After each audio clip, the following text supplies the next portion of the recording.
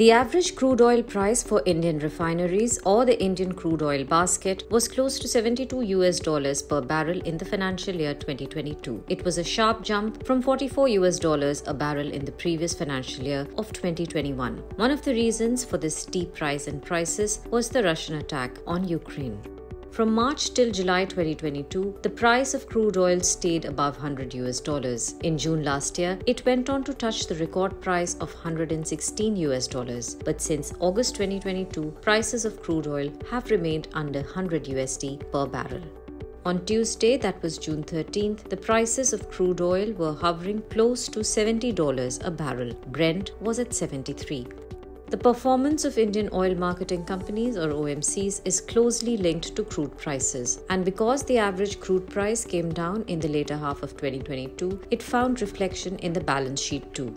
Oil marketing companies, Indian Oil Corporation Limited or IOCL, Bharat Petroleum Corporation Limited or BPCL, and Hindustan Petroleum Corporation Limited or HPCL reported a cumulative profit of 20,000 crore rupees in Q4 of financial year 2023.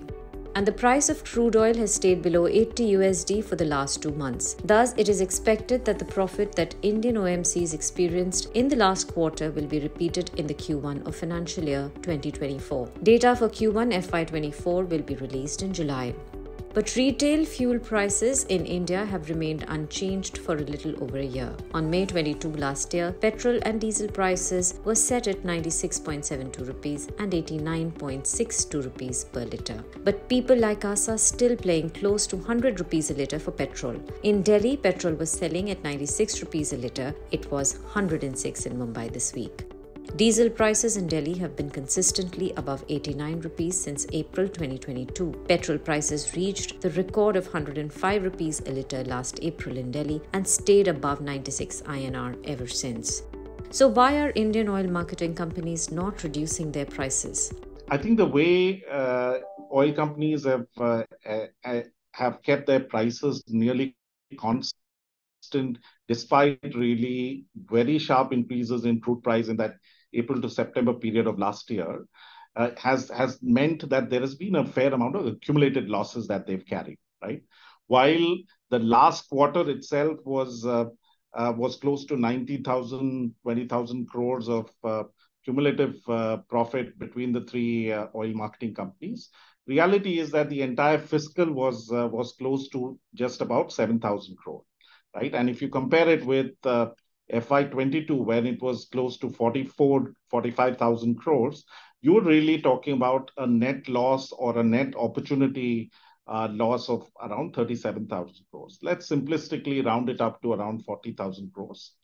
And if you were to look at this year, going forward as another 40,000 crores, we're really saying that if I take the last quarter performance of 20,000 crores, you're really talking about almost 4 quarters of no price reduction just to kind of break even.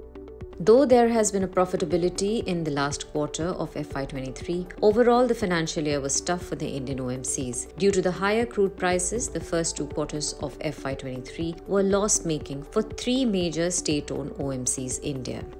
IOCL registered a cumulative net loss of 2,265 crore rupees in the first quarter of FY23. BPCL experienced a net loss of 6,594 crore rupees in the same period. HPCL took the biggest blow among the three. It was 11,000 crore rupees in the first 2 quarters of FY2023, and it brought down the net profits of OMCs in FY23 compared to the previous year.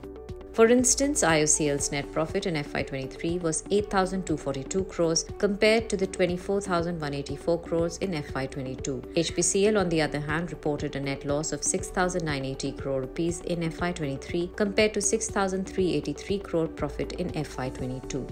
So considering these facts along with distribution of dividends, Indian OMCs may take a bit longer to recover from the losses. So it will take more time for the benefits to reach the retail consumers. Reality is that our estimate is that it's probably going to be Q3 before any reductions on the fuel pump side, right? And obviously you have to marry this with the fact that the government in turn has also suffered a loss as due to reduction in dividends as well as in March of 22, they did an excise duty reduction. So the government social agenda also requires funding, right? So quarter 3, quarter 4 is probably a realistic time where we would see any changes in the petrol and diesel prices at the pump. The price cut will be also dependent on the fluctuations of the crude oil prices in the international market. There are currently two opposing forces. One is the entire recessionary trends, especially China, not the demand from China, consumption of China not ramping up to the expected levels. Its recovery has been much slower than expected. And second is, besides that, the US and US and many European countries are going into recession. So the demand would be impacted, and the other is obviously the cuts by OPEC Plus to balance prices as or stabilize the market, as they say. So which of these will eventually sustain remains to be seen. However, experts believe that if crude oil prices continue to stay below $80 in the coming months, there will be price cut benefits for the retail consumers. If you like this video, share it and subscribe to Business Standard. For more news, views and insights, log on to www.business-standard.com. Do also follow us on YouTube, Twitter, Facebook, Instagram, Telegram and LinkedIn. She's working her way to the corner office. Business Standard.